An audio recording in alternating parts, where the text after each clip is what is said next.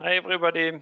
Thank you for joining our second CIP behind the scene webinar. We're going to wait another 2 or 3 minutes to start waiting a few more people that have registered to log in. So I hope you're doing well wherever you are in the world. We have a series of webinars available, and normally at the end of the webinar, you should receive an email with a series of questions so that we can assess how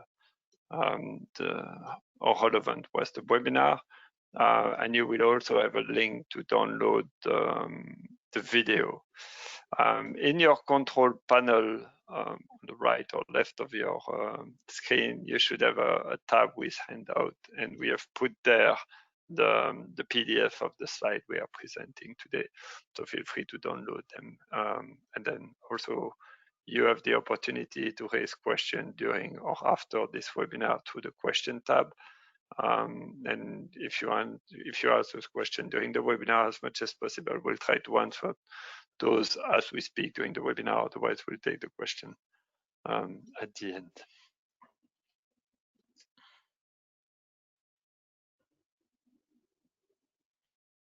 So it's a cold day in Singapore for those that are in Singapore, which is quite unusual. I had to take my jumper off this morning. Sunshine, are you with us? Yeah.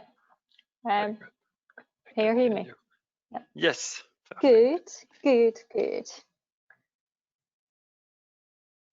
1 minute. Yeah, we're going to leave it 1 more minute. And then we will start on time for the people. I saw some of you were logging and trying the system earlier, which is good. I appreciate it. Shanshan, I'm going to give you control as well. Please. So there you go. You should have the control now. We should be ready to start in a minute. No. So what I suggest, Shanshan, is that you flip the first slide, so I will see if my control will be good. Not yet. Not yet. You did it. I did it, so, right? Okay. We're going to get started and present ourselves. So Shanshan is with me, so maybe Shanshan, you give a little word of introduction. Yep. Hi everyone, this is Shanshan. I'm senior manager with Node Aviation. I've been in the farming industry for like 15 years, both on consulting and end user role. So my role is mainly on the process, commissioning, qualification, validation, and recently I'm very much into the compliance. Pierre. I'm Pierre Benings. I'm the CEO and founder of Node Aviation, a Singapore-based company. I've worked about 20 years in the pharma industry, mainly in the vaccine at the beginning and definitely in the bio facilities. And hence we come across with Shanshan to a series of different ways to do CIPs and cleaning. So we want to share what we learned from it, from both the regulation, the engineering part, and the operation of the CIP.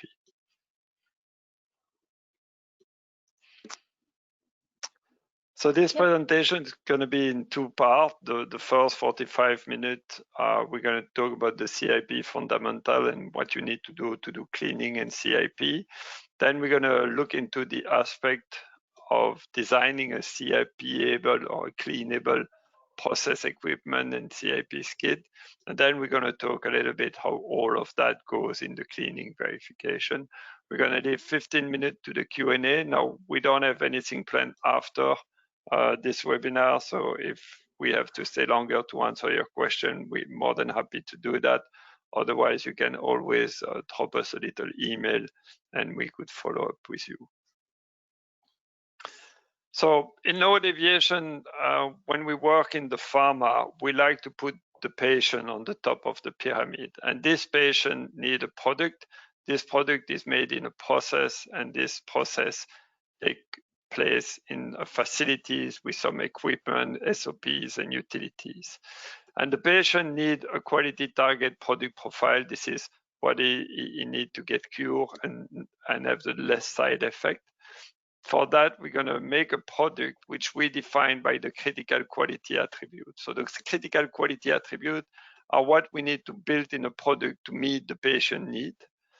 Those critical quality attributes, they are built when we process our material, and we build them in the product by controlling our process parameter, which we call the critical process parameter, that have a direct impact on the quality of the product.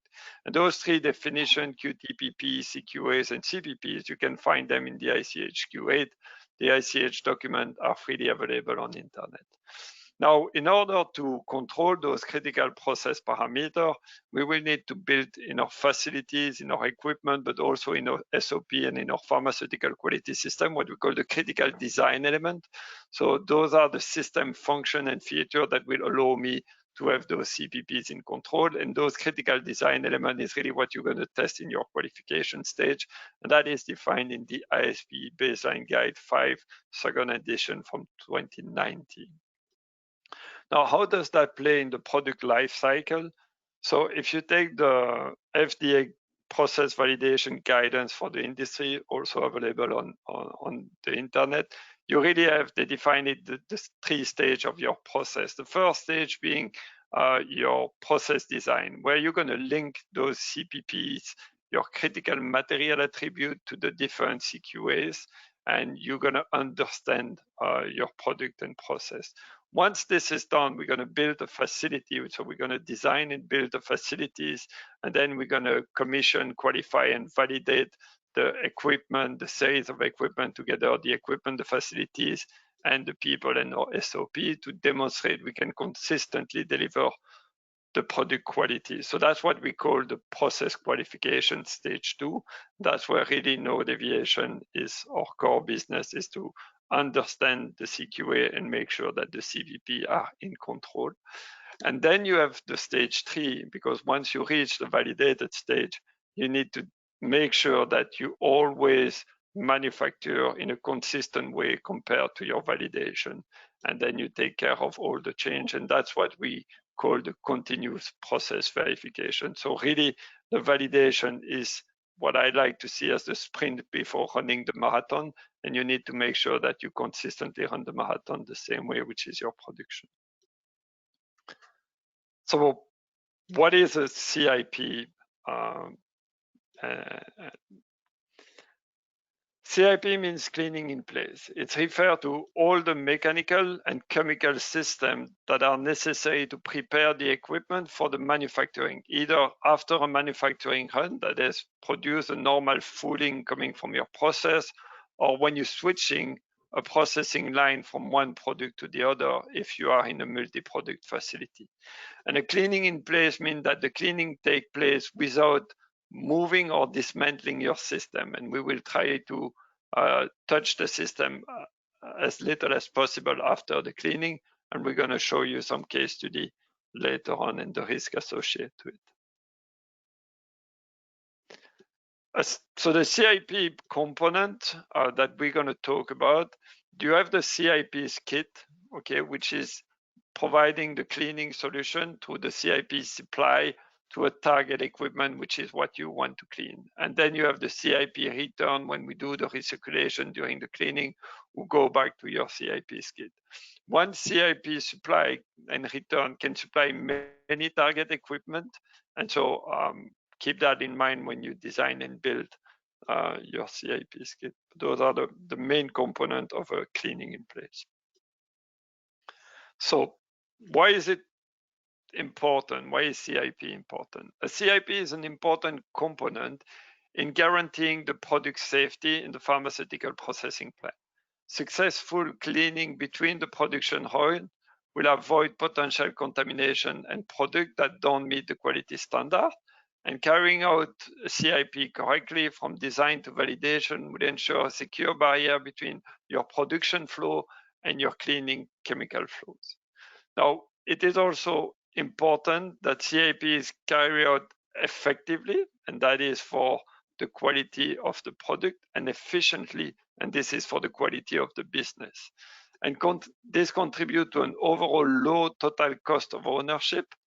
From the point of view of the medicine processing, any cleaning time is a downtime.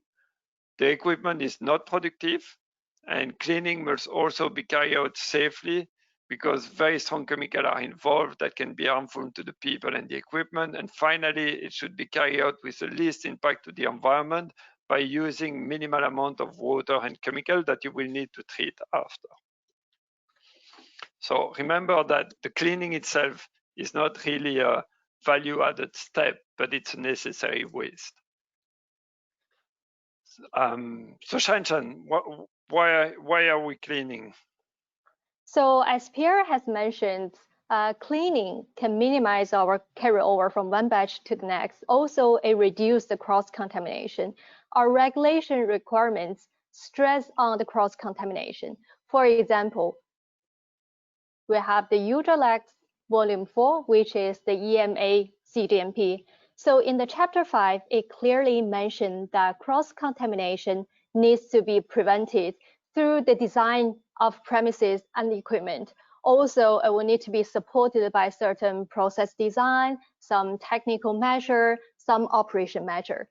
So in the Chapter 3, it gives you some details on the premises and equipment. The equipment basically need to be designed to be easily and thoroughly cleaned. So all this cleaning will need to perform them according to some detailed and written procedure. Also, the equipment, after we clean them, we'll need to store them in a clean and dry condition. This is a very important point we'll need to come back in later. And also, the cleaning shouldn't be your additional source of contamination. We'll also come back to this point. Also, in 5.21, it gives you some examples of technical and operational measure. Like technical measure, we could have automatic CIP, which need to be validated. Organizational matter covers, we'll need to have some records to ensure your cleaning is actually completed in accordance with the written procedure, and also your cleaning status need to be indicated. So certain facilities, we use the advanced technology, we indicate that status in the computerized system, but some facility, we just have the equipment label. So Pierre, do you remember the facility we reviewed? Yeah. With the marker, yeah, go ahead. In this facility, the user was simply marking on a whiteboard with a whiteboard marker the status of the equipment, which is very easy for the operator, but again, it could be a source of data integrity and non-compliance because that can be changed without the proper log.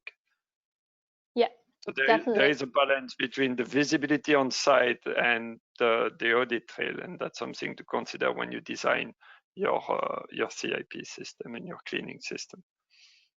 Yeah. So I see here, just remember the regulatory requirement is actually the minimum requirement. We also need to think the quality beyond regulation. So what's on top of everything is our patient. Everything we do, we think for the patient safety. So also want to show some ICH Q7. We have some very detailed equipment cleaning tips. I wouldn't go through all the details. We have the handout in the panel. And also one point I want to emphasize is the acceptance criteria of your residue will need to be defined and justified. So beyond, on top of all this cross-contamination, there are other things we'll need to consider for CIP. So when you work in aseptic or bio facilities, two very important components is your reduction and control of the bioburden and reduction of the endotoxin. So the cleaning in place is one way to control the bioburden and need to be in place or need to be integrated in your control strategy. Just to define a little bit for those that are not familiar, what is bioburden? It's normally defined as the number of bacteria living on a surface that has not been sterilized, right? Whether the endotoxin is called a lipopolysaccharide. So remember that lipo means fat, and we're gonna come back to it later. But basically, the endotoxin is a small non-living particle that can be a significant significant source of pyrogen for parenteral drugs and medical device. Pyrogen means it's going to give fever to your patient and could be fatal, although it's not living. So those two are different, and we're going to mention it further down our presentation.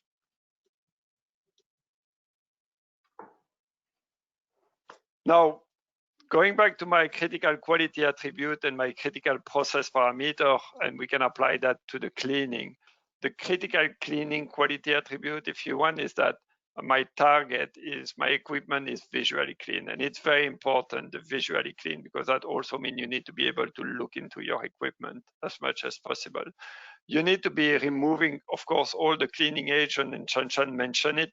The cleaning agent could be a source of contamination, so as much as possible, you need to keep that in mind, not to contaminate your product with their cleaning agent. You need to remove the product residue. You need to remove the micro residue. As I say, it's a good way to control the bioburden. We need to remove the endotoxin, and we need to have an equipment which is drainable and dry at the end, because if it's not dry, it could be a source of bioburden.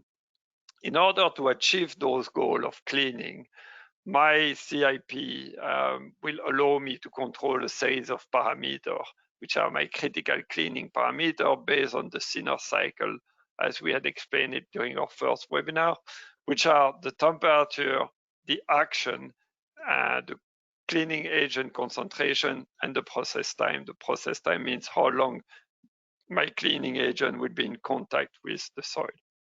Now, in a CIP, the way I will bring the action is really through the flow, through my piping. And to achieve that flow, I'm going to use the pressure to get the liquid moving into the piping.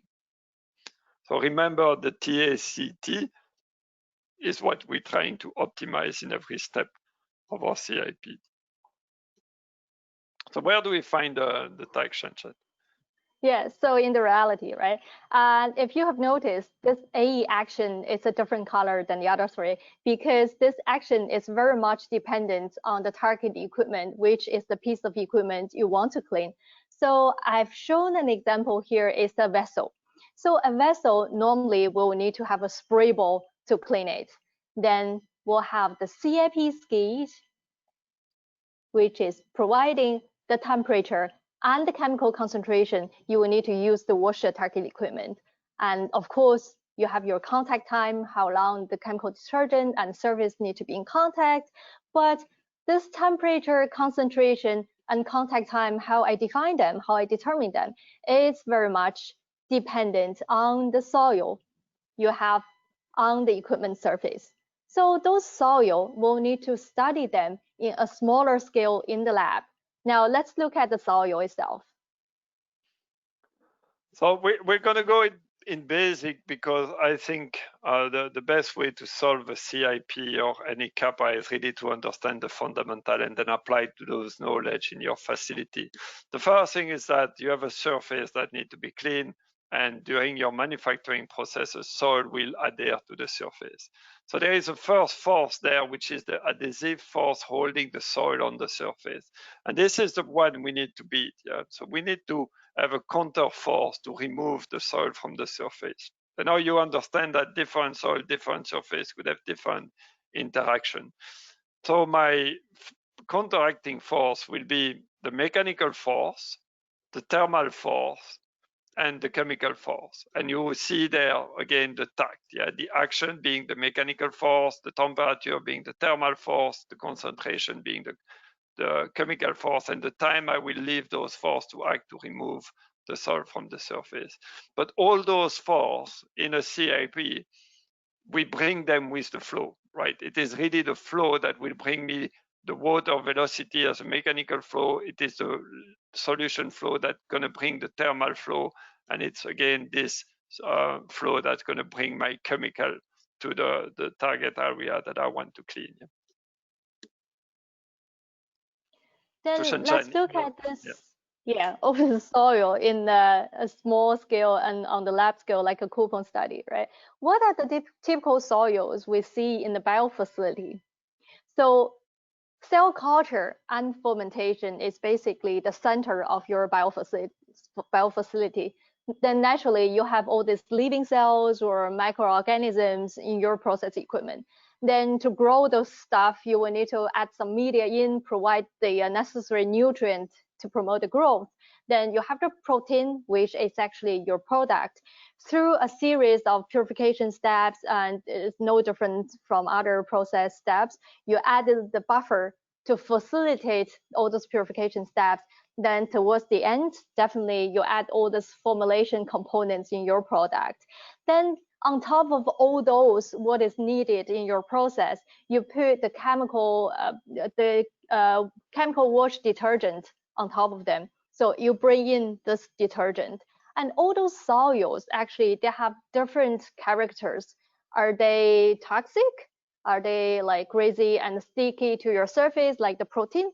Or are they very growth promoting, like the media isn't really friendly with your bioburden control?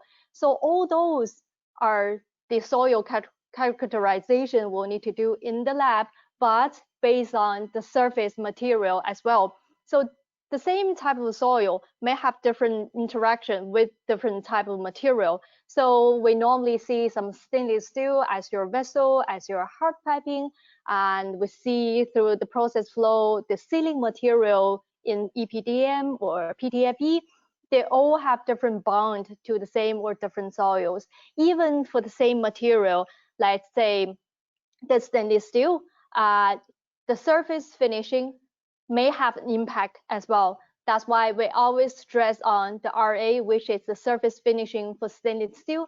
The smoother the surface is, the weaker the bond between the soil and the surface. So after we studied above two, we now have the conclusion what your cleaning detergent and your cleaning mechanism you will need to apply in your cleaning cycle. Pierre, can you still hear me? Yes, I'm still with you. Cool. So yeah, what is a cleaning cycle? So the cleaning cycle is execute a recipe of rinse, wash, air blow to remove your soil from the equipment. So a typical cleaning cycle in the bio manufacturing will be pre-rinse, a chemical wash, a water rinse, a second chemical wash, a final rinse, and then we purge and dry to keep our equipment clean and dry.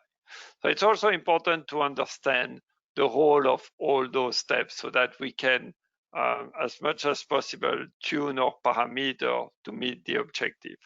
The first pre-rinse is to remove all the soluble residue and non-adhering residue, okay? Because if we do that, we're going to save a lot of chemical later on if we can get rid of those first. Then we will have a chemical wash, and because we are in a bio facility, the first chemical wash generally would be a high pH alkaline solution, so that we're going to dissolve and degrade all our residue, and we're going to do this hot in order to activate the degradation. So if you remember, this is also when we're going to the high pH will break the chain of the lipopolysaccharide, which are my endotoxin. Yeah, it's like putting soap in oil. And so this is a step where you can reduce your endotoxin if you are using a high pH detergent. From there, I will need to remove all the suspended solubilized soil, and I will need to remove my chemicals. So I do a water rinse. And then it's an option, but you could do a second acid wash. And doing an acid wash have certain benefit. It will maintain your stainless steel and avoid the rouging. And then the acid wash will neutralize any residue of your alkaline solution. But also the acid wash will dissolve any inorganic chemical that wouldn't dissolve in the high pH solution, because now you're bringing a low pH solution. And then you can have another final rinse to remove the detergent and the product residue. And once you have that, you need to purge and dry. So generally in the bio facility, the first pre-rinse will be a cold rinse to avoid to cook the protein on the surface, because if I do that, I will increase the adherence force that I want to combat, I want to remove after. Whether the chemical wash, water rinse, second wash, and final rinse, we tend to do them hot because you do your dish at home, and hot is generally removing the soil better. And it will also maintain all my equipment hot, my stainless steel hot, so that my purge and drying will be easier and take less time.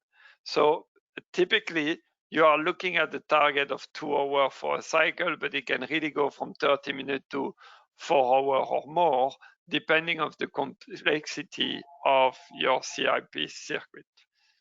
So I leave to Shanshan to explain to you what is a CIP circuit. Yeah, so CIP cycle and CIP circuit could be very confusing. While your cycle is more on the process and your circuit is more on the physical path, I see ASM ASME BPE has very clear definition of a CIP path and the CIP circuit. So I give an example here. It's a typical bioreactor, and all those color lines are the highlighted CIP path. So this is a specific destination in contact with your cleaning solution. So look at this big bioreactor. I have so many different paths, and I put them in different color because they're grouped and sequenced differently. So this comes in red, yellow, green. Those are the sequence I have. So the same grouping and the same sequencing might be used in different steps of your washing, like your pre-rinse, in your chemical rinse or chemical wash, or in final rinse. You probably want to have the same grouping and sequencing. So a group of those CIP paths, if you wash them in one unit operation, that is one CIP circuit. If you want to wash a single CIP path, like this one, on its own, it's also available. So there's no right or wrong between, do I group them together or do I wash them separately? And it depends on how you want to operate your skid. Look at this bioreactor. If you want to like hold the cell culture for a few days, but this inoculation line, I want to wash it. I don't want to keep it in dirty and dry state for too long. Then I can have this single circuit to just wash this line. So if you combine everything together, you're going to wash them all together at the end of operation. It definitely saves time. So it's a balance, and also depends on how you use it and how you define your dirty hole time. So I think Pierre has all the idea around clean hole time and dirty hole time. We probably have a dedicated webinar just for that, because it's such a wide topic on it. So CIP path, I've seen some projects using process description document to define the CIP path, where it comes, where it ends, or you can read it off the automation functional spec, and you can look at all the detailed valve status, closed and pouch, all this stuff. Or personally, I like the CIP color flow very much. It gives you a very strong visualization tool for the testing team, for the investigation team, and later if you need to do any changes, it's very obvious to you what the path is and what the boundary is. So all the sequencing and grouping is important to your circuit development as well. From an automation perspective, we normally have one block of logic to define the grouping and sequencing. We call it a merry-go-round phase. So if we need to repeat or reuse the same sequencing, we just call the same block of logic. That brings in the consistency. So that's all the fundamental we talked about. Let's look at some detailed equipment. So the target equipment first, that's the thing you want to wash.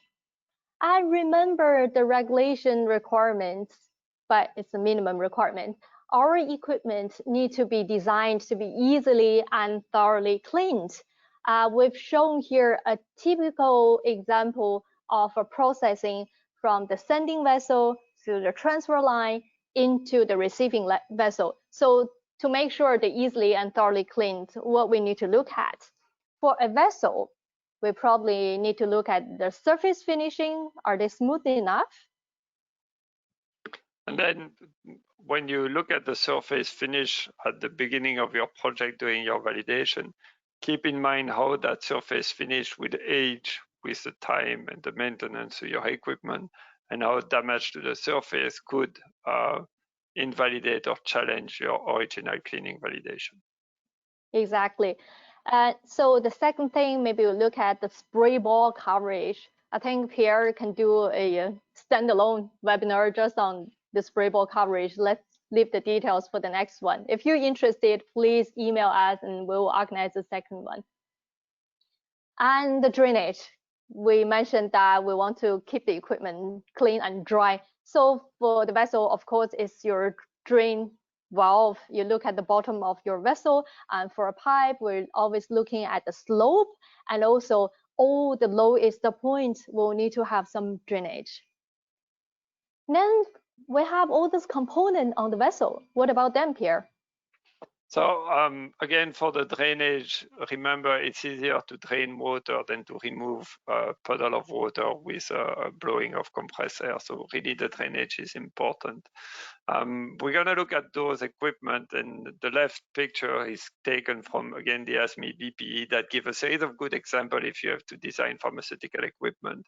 And you can see here a sparger in a bioreactor. And we have put like one little hole here, which doesn't really have a process interest, but this little hole is when my CIP fluid will flow, this little hole will help me to clean that nozzle, which might be a shadow zone of your spray ball.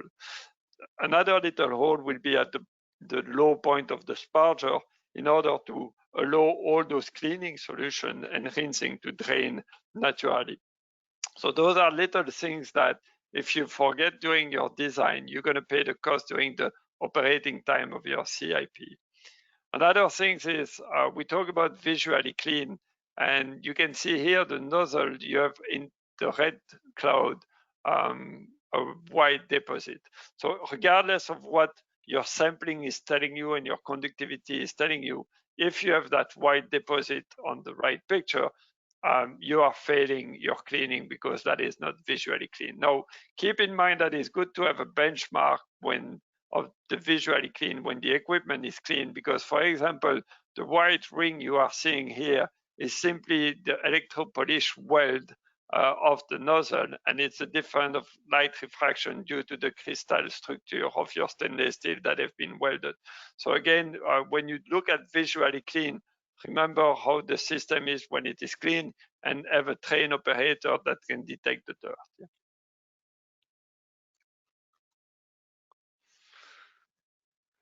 Okay, so let's look at the pipes. What's the tricks for cleaning pipe?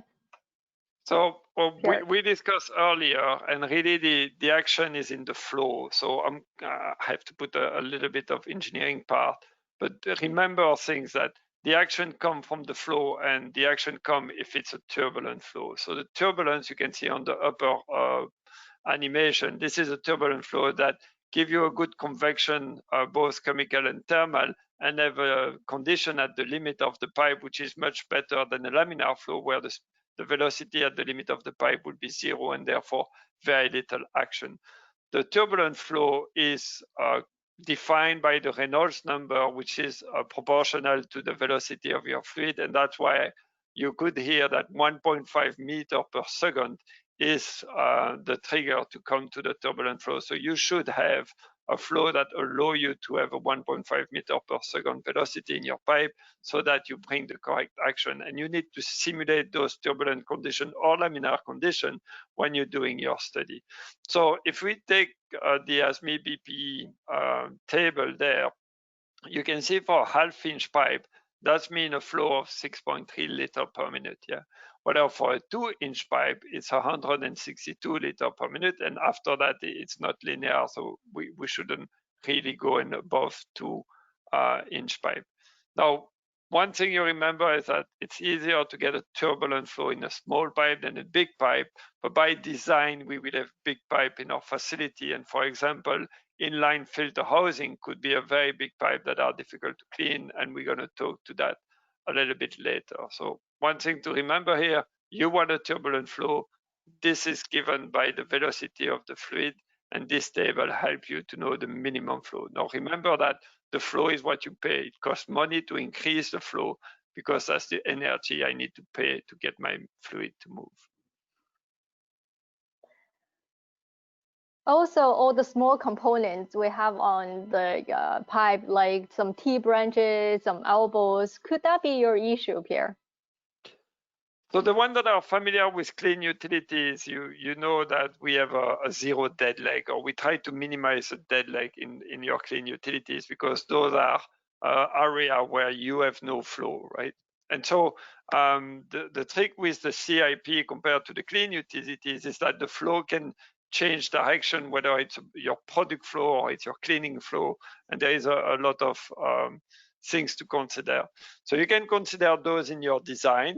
And you also need to be aware of those if one day you have a conductivity that you cannot reduce and you need to walk down the pipe. So know what you're looking for and try to imagine yourself within the pipe. So you can see here on the green one that all, and the red one, that both are the same T-piece, but definitely the right one will be easier to clean than the left one. And if you take the T to the bottom, imagine now that what you need to clean is a non-soluble substance, like a suspension, which sometimes you see in some adjuvant in the vaccine or other product. If you have a deposit here, it will be very difficult to re-put this deposited suspension in order to wash it away. So there is a lot of consideration to give to your piping when you build it. Another thing is that if you take this pipe extension, you can see that in those areas, you have a recirculation zone, which is a zone where you have less speed. So those kind of piping are also given in the SMBPs, like how big and the dimension. It's all to help you to clean it in the future. And if we were cleaning in the reverse flow, that would be easier to clean. So you see that simple thing like a T-piece and the length of a T-piece and the position of a T-piece could have an impact on the duration of your rinsing and cleaning cycle. So also, we have all these little branches of the main pipe, and it sometimes have a diaphragm valve sitting on top of it. So to be able to clean this little branch, we normally need to clean through the valve itself, because when we look at the valve closed position, this small piece of diaphragm actually sitting on the valve seat, that's not in contact with the cleaning solution. When we open it, when the cleaning solution is coming through it, it actually effectively cleans the small piece of diaphragm. So sometimes this small branch, the diameter is so little, though Pierre mentioned like the bigger the pipe is, the harder we'll need to clean it. When it's small, we also need to consider, would that be a capillary action that actually stop the flowing coming down the pipe? That's why sometimes we'll need to like pause the valve, means we open and close the valve very fast. So when we close it, it hold the pressure. When we open it again, it just suddenly release the pressure to drive the flow down the pipe itself. Now we come to the filter housing we just mentioned. It's like a sudden increase of your pipe diameter. And if we have to wash it inline, so we come to this filter part. Filters can be different, like we shown in the picture and we show in this color flow here. This is a single round filter housing, means you have only one filter cartridge in this housing itself. So the size is relatively small, so we can use one CIP pad supplying through this transfer line and flood the filter housing, bring the fluids from the top of the filter housing and drain here. Same for this transfer line, we wash it through and drain here. So of course, there's some automation sequencing of valve open and close we'll need to consider, like this drain valve. Firstly, we'll need to close it to build the liquid level in the filter housing, make sure the whole filter housing is flooded. If your filter is too big, it wouldn't be very effective washing that way. Like this one we're showing is a 5-round 20-inch filter housing, means we have 5 filter cartridges installed in this filter housing. It's roughly like 80 centimeter in diameter. So in this case, we will have 2 CIP paths in the CIP circuit. The first one is the same. We supply the CIP fluid through the transfer line, but this time we only flooded the base plate, not until the top of the filter dome. Then we will have the second path, which is coming from the top of the filter housing. Now we install a spray ball here through the spray ball to wash the whole filter dome. So a point to note on the spray ball is that a falling film of water is a turbulent flow, and that's why spray ball can help to wash filter housing. Note also that at some point I will need to remove that spray ball after my cleaning and before my production run. And that's a human intervention in a clean equipment. And so that is a very good source of endotoxin brought by the human or bioburden after my cleaning. So you need to have very good procedure for disassembling and reassembling those things that you just cleaned. Yeah, and also like we mentioned before, we return all the CIP solution back to the CIP ski. What about the streamline or this diaphragm? We'll need to flush through to make sure the diaphragm, that point, isn't your additional source of contamination. For this media filter, we actually have a real case study around it. So we performed a cleaning validation on this big media filter. These are the double locking tab for your filter cartridge. Look at the base plate itself. Actually, it has a very good design. Those little grooves to direct the fluid into the outlet pipe, so it facilitates the draining. But for filter housing, the installation and drainage could be really tricky. It's a fine balance between the filtration efficiency and 100% free draining. That's why when we had the cleaning validation, we opened it, performed the visual inspection, we see a little mark here, and it turned out to be the chemical detergent residue on the base plate. So we did certain kappa, and we decided to increase the final rinse time, to increase the final rinse duration to wash it off. So let's relook at those two passes. One is from the top of the filter housing. We increased this path to 240 seconds. So we did another round of cleaning validation, visual inspection. This mark was greatly improved, but still we see a little trace of chemical residue there. So the second round of a solution, we actually broke this 240 seconds into 4 cycles. Means we flush for 60 seconds, we stop and drain, then repeat it for 4 cycles. So the change of motion, the flush and drain, actually increase the efficiency of the rinse. Then we solved this issue with these 2 solutions. Then similarly, for the filter housing, we had another failure in the cleaning validation. So we did one cleaning for the depth filter. And this is also a big filter housing. So at the base of the depth filter, we see some water pooling.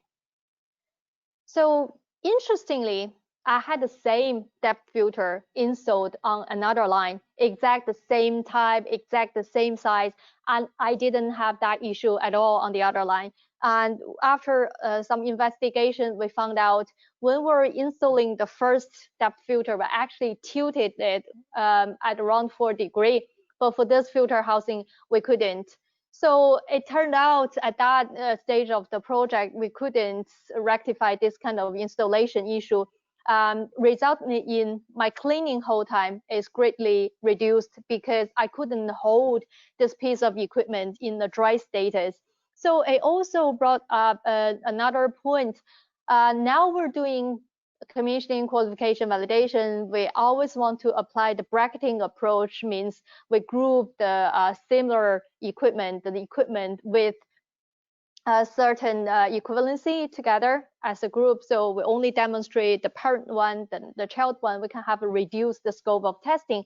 But when we're looking at equivalency, on top of the mechanical equivalency, the automation configuration equivalency, installation also plays a part in it. So yeah, you need to be able to when we make the theory about equivalence, you need to be able to prove that the equivalence you assume is really there. And in this case, although the two filter housing are the same, they were not installed the same way, and you cannot really claim the equivalence between the two lines. Yeah, exactly. So that's on our target equipment. Now let's look at the CIP skid, actually that's providing the whole CIP solution. Besides all this point, we already discussed the quality impact aspects like the temperature, the concentration, and the supply flow will need to meet. CIP skid, there's also engineering, operation, and cost aspect we'll need to consider for designing a CIP skid. Like oftenly asked, do I need a dedicated CIP skid, or I can have a centralized CIP skid? Well, remember Pierre mentioned the term total cost of ownership. If you want to have one dedicated CIP skid for one piece of equipment, definitely you will have all the CIP skid you will need to fabricate, operate, and maintain. But it provides you the flexibility. When I finish the operation with my one piece of equipment, I don't need to schedule my CIP. I don't need to compete with other equipment. I have my own CIP skid to wash myself. But also, if your centralized location is very far away from your target equipment, you probably want to have your dedicated CIP skid right next to it to guarantee you still have the pressure and flow, which wouldn't be lost in this long pipe. But the example shown here is a centralized CIP skid. A lot of facilities now are using this kind of concept. But also be careful with the centralized CIP skid. We will need to have some segregation between the downstream and upstream and downstream, between the pre and post various inactivation, because when we're doing the chemical wash, we normally recirculate the solution back to the CIP skid. And remember what the regulations say, we shouldn't have additional cross-contamination from the cleaning process itself. Also constantly asked, do I need a single vessel CIP skid or a double vessel CIP skid? It also comes back to how we operate it and how much money we want to spend. Single vessel definitely saves some time. You have only one vessel to install, operate, and maintain. But double vessel provides you all the flexibility when you are using the rinse vessel to provide the rinse water to your target equipment. You can fill and batch the chemical in your chemical vessel. So actually it shortened the downtime for equipment. It will increase the value you have during the manufacturing. Also, your distribution header matters. So here, your distribution matter, look at the pipe, the diameter and the length of the pipe will need to guarantee you supply the sufficient flow, the sufficient pressure, even to the last piece of equipment on your supply header.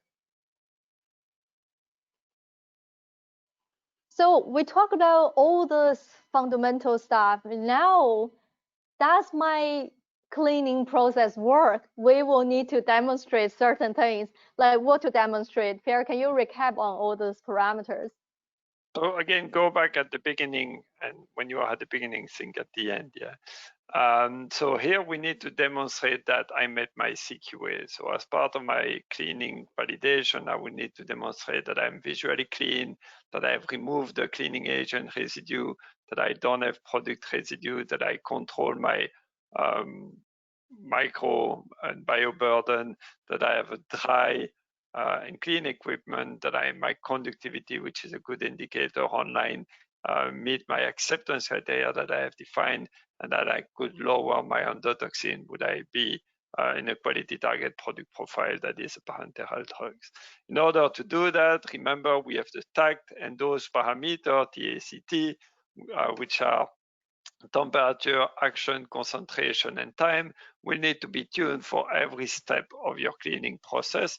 And sometimes if you have a buffer, which is totally soluble, a simple rinse will do, so that you don't need to have a cleaning agent and you just can rinse with water.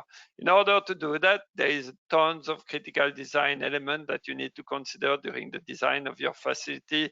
going from the schedule, the manufacturing schedule, the dirty whole time, the cleaning whole time, your surface, the component, those little things that although the equipment is there to manufacture a product, it needs to be cleanable, and you need to design equipment and facility that are cleanable to avoid the contamination.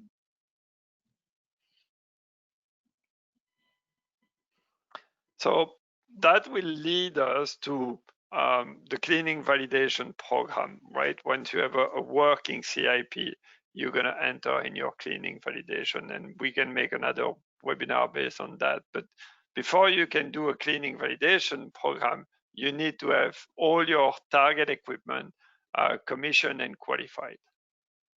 Yeah, exactly. So like your cleaning validation is more or less to demonstrate you meet your CQA, the C&Q of your target equipment, and CIP skid is to test you meet your CDE and CPP on top of it.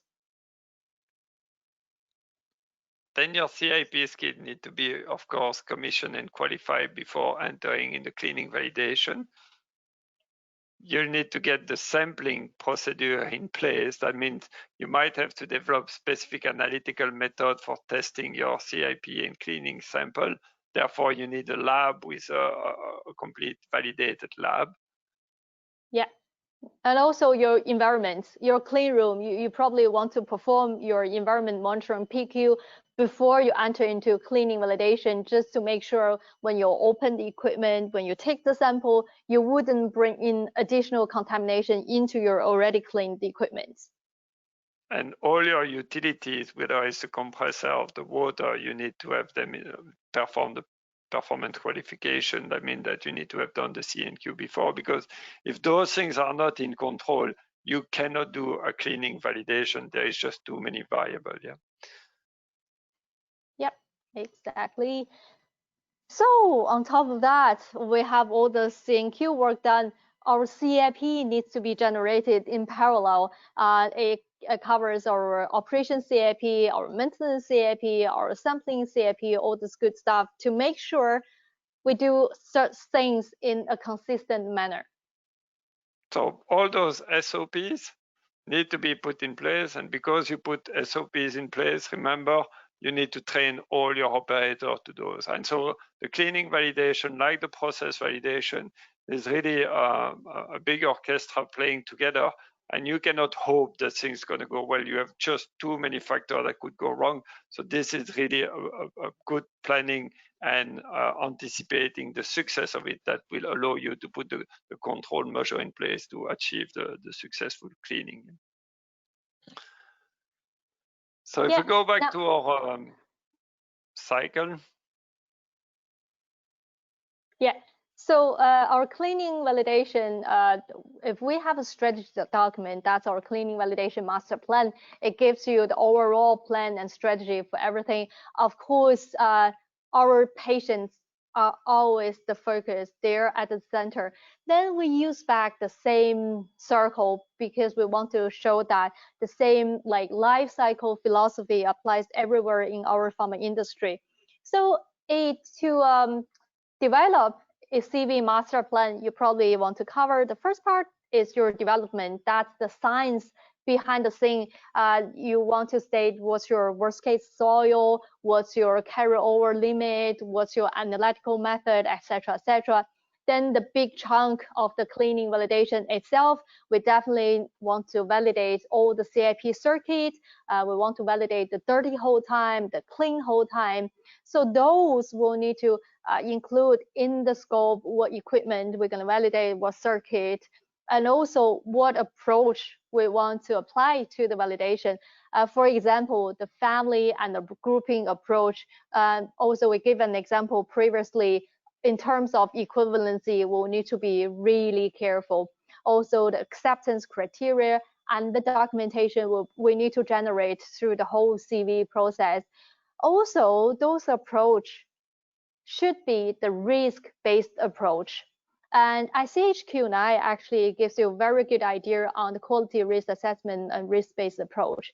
Now come to the maintenance part, is the maintenance of a validated status. We've done all this validation work, Now we'll need to perform the continuous verification through the periodical monitoring, through reviewing the alarming, the trending, through change control, or equipment maintenance. This is actually the pharmaceutical quality system we put in place to ensure everything is in the state of control. So ICH-Q10 gives you a very good overview of the PQS. That's roughly, the FDA guidance for process validation exclude the cleaning validation. I think it's a very good starting point because a lot of the concept that you have in the process validation, you can apply them in the cleaning validation. There is a little bit more or different science in it, but it's a good life cycle approach. So the key takeaway that we would like you to remember is that the significance of cleaning to help in controlling the cross-contamination, the bioburden, and endotoxin. And meanwhile, you need to consider a sustainable solution and a total cost of ownership. A lot of projects, you might be rushing to do your cleaning validation using huge quantity of water and detergent because that works well, but it's not sustainable. And if things are not sustainable, people are going to take shortcuts. And if they take shortcuts, they might put patients at risk to save the cost. The CIP cycle development is a combination of the science, the understanding of your surface and soil and how they stick together, and engineering, which is how do I bring those three forces to remove my soil. The CIP circuit design, think of how you're going to use the equipment, what is the schedule, what is the manufacturing constraint, what is the downtime of the equipment, and make the balance between a very big circuit, which is quite efficient in cleaning, but might hold up your facility and become a monster, and the lean approach, which is a single piece flow. When you finish something, you clean it, which then going to cost you much more in validation and in automation and in testing. Then after that, you have the verification of the CIP effectiveness, and you need to achieve this verification, demonstrate you are in control, but mainly once you are in control, everything needs to be monitored and maintained in a state of control, knowing that your people might change, your facility might change, your process might change, your equipment might age. So all those parameters need to be considered to do the verification and the verification test that you will have during the life cycle of your product and facilities. Now we're going to go to the Q&A. We have a series of 4 questions or more, but I'll give you the answer to all your questions, yeah? And you will see. It depends. Okay, so we're going to say that a lot, and there is no right or wrong, and it really depends of your process, your product, your patient, your quality target product profile, and it shouldn't depend of the regulation. The patients are the same all around the world. So we're going to take the question, and I'm going to try to flash those questions on the screen. Here you go.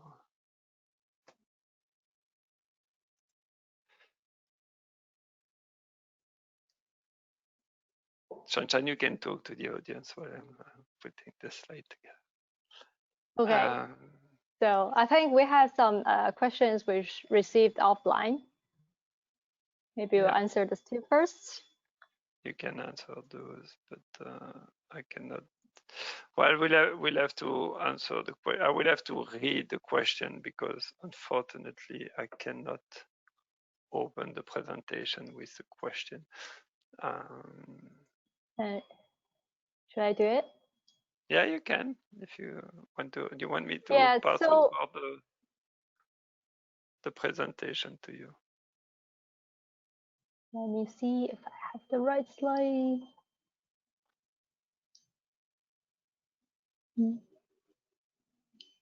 I'm going to make you a presenter, Shanshan. Yeah.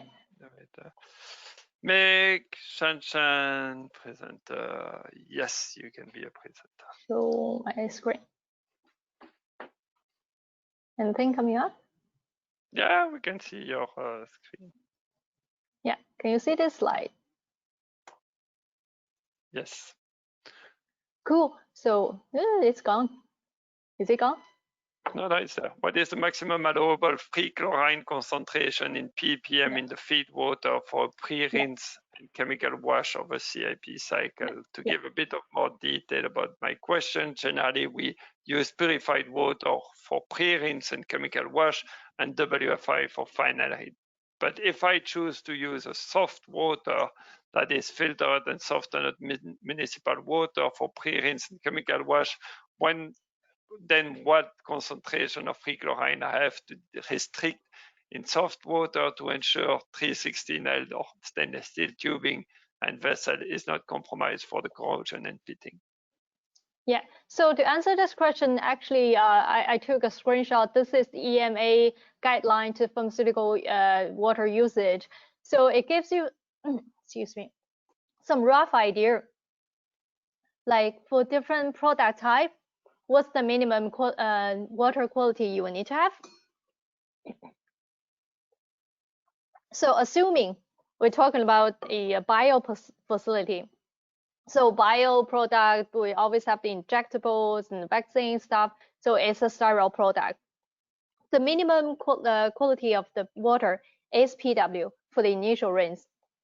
That actually, excuse me, just so what's the rationale behind it? Is if you have a sterile products, right? You do the cleaning. Eventually, you will need to have acceptance criteria for your final rinse, right? You want to reach. This is an example used in one bio facility. Conductivity is slightly higher than the Wi-Fi standards, so bioburden and endotoxin, it's more like Wi-Fi standard. You want to achieve this. If you want to use the soft water as the pre-rinse, right? How much more effort you will need to put in the following steps to bring the final performance, final cleaning performance into this criteria is a question mark. Remember Pierre talked about endotoxin. Actually, water salts is a good source of your endotoxin. Do you have any control measure in between to reduce the endotoxin? Pierre? It's a good point. So again, it depends on what is your quality target product profile. And one of the questions we have is that, is the example we give for vaccine and bio also apply to small molecule? Well, yes and no, right? Yes, in the sense that the cleaning principle and all those are the same. The soil you're going to have in a small molecule could be much more toxic than the one you will have and less soluble than the one you will have in a vaccine, and therefore your cleaning agent could be different. And it's also if you are not affected by the endotoxin and things like that, this is where you could consider using city water as a pre-rinse like they do in the food industry. So again, all those parameters, make your choice and keep in mind your quality target product and your patient, right? If there is a high risk of bioburden, try to work with water that you control, right? If you have a small molecule that are not soluble, and again, I was working on a facility which was a suspension that for a nasal spray. It is a sterile suspension, but it's extremely difficult to clean a suspension because you need to remove all those non-soluble particles, and that is only the flow. And so when you do that, the piping design and the equipment design and the pump and the valve, it's even more critical than when you are working with soluble solution. In the biopharma, we're quite lucky that most of the soil we have are soluble in alkaline solution. Yeah. So actually, I had the same question from one of our clients. They also wanted to use soft water as the pre-rinse, and other facility we've seen even PW is acceptable as the initial rinse. We still use Wi-Fi for the initial rinse because we want to balance the cost as well. If we have PW and Wi-Fi into the same vessel, I will need to have 2 loops. I need to PQ 2 loops and maintain 2 loops and operate 2 loops.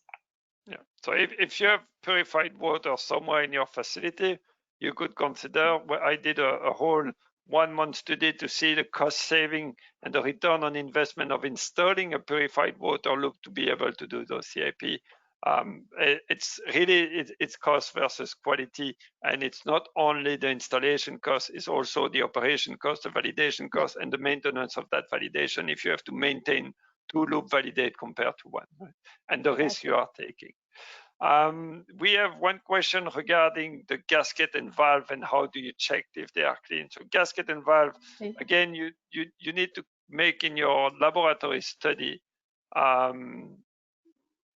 You have the question, Shanshan, on the next slide? Yeah, I'm showing the, Can you see my This is the second question, how to ensure the cleanliness of the gasket and valve, and what check is advised. So again, you need to know whether the gasket and the material you are using, and that's why we specify those material so that we know what is installed, have been studied. And if that gasket and those material are actually the worst case or not. If they are the worst case, generally their surface would be quite small compared to the stainless steel piping. But if you have any doubt on those specific, because they are the worst case, well, you have different way to check whether you clean them properly. The visual inspection is a good one, change of color or deposit on it. You can also do a swabbing of those specific material. You can even extract the gasket and try to do a solvent extraction of the residue you have on those. So that will all be part of your cleaning validation strategy, and it's a risk-based approach. It's the risk of having a residue compared to the effort you need to remove and test them. I think I answered the question, is the vaccine equally applied to small molecule? Some principle, yes, but your quality target product profile in your patient will be different and your soil will be different. So there is a lot of different study to be done there. Is it self-cleaning CIP sequence of a target equipment, a third option apart from the dedicated central? So I know the person who asked that question, and he must have worked in some of the vaccine plan I work with, where every equipment will actually fill it and recirculate it itself. Yes, it is an option. The central CIP have a lot of benefit, but being able to self-clean your equipment is totally possible if you have the capability of putting the cleaning agent like caustic, if your equipment have a heat exchanger, if your equipment have a pump for recirculating, and you can use those one for the cleaning. You can do that in buffer, you can do that in fermentation. The challenge of those is that your preparation tank is your tank you're going to clean. And so this tank will never be completely empty. And as I say, what is bringing you the turbulent flow on your tank is the falling film. And when the equipment is the self-preparation for that, you mean you need to have a certain water head in your tank. I mean, you're going to have a menisc during the cleaning, which is a worst case location. But again, if you have something which is easy to clean and easily soluble and you don't need a lot of mechanical action, it is definitely something you could consider. Yeah. Gonna check if we have more questions.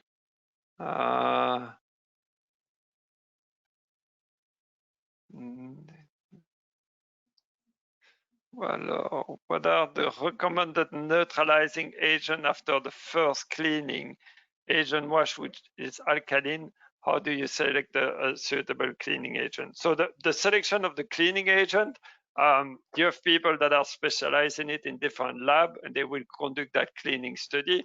And you can also call your cleaning agent supplier, which generally FC, you know, when you are in the monoclonal antibodies, is more or less always the same soil, and it can give you a huge bracket of study that have already been done. And of course, the conclusion would be that you can buy his product, but you can leverage from the knowledge of your supplier. That's even in the ASTM 2500, they say so. So how you do select the suitable cleaning agent? I'll give you a very simple answer: is by knowing your soil. Yeah. Well, you need to know your soil. It depends on the soil, it depends on the surface. So you need to give all the soil and all the surface, and then you need to do that lab. And then not only your cleaning agent will be defined, but all the parameters like the action, the temperature, and the chemical concentration. A neutralizing agent, generally a light acid will do. You can also buy from the same supplier the neutralizing agent.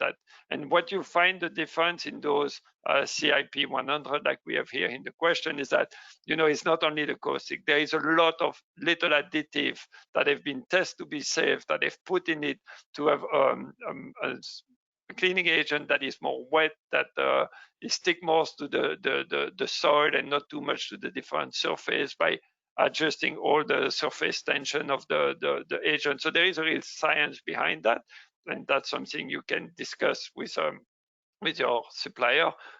I am used to simply use NaOH and a simple concentration and clean everything with that. Yeah. So it depends how much you want to pay for the cleaning agent and the benefit of paying for this. I think we have answered all the questions. So normally after this, you're going to receive a little email. Please give us a feedback on how we're doing and where we can improve.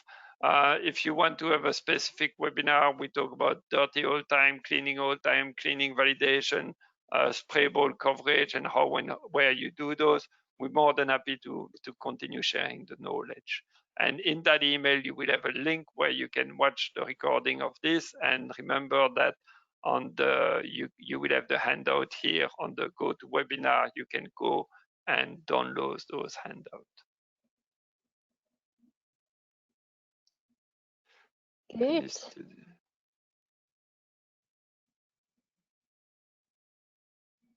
So last question is, any study on what temperature and contact time suitable for piping sanitization? Again, cleaning is not sanitization. Cleaning is a control of your bioburden. Sanitization is a reduction of the bioburden on a surface, which is a complete different topic, right?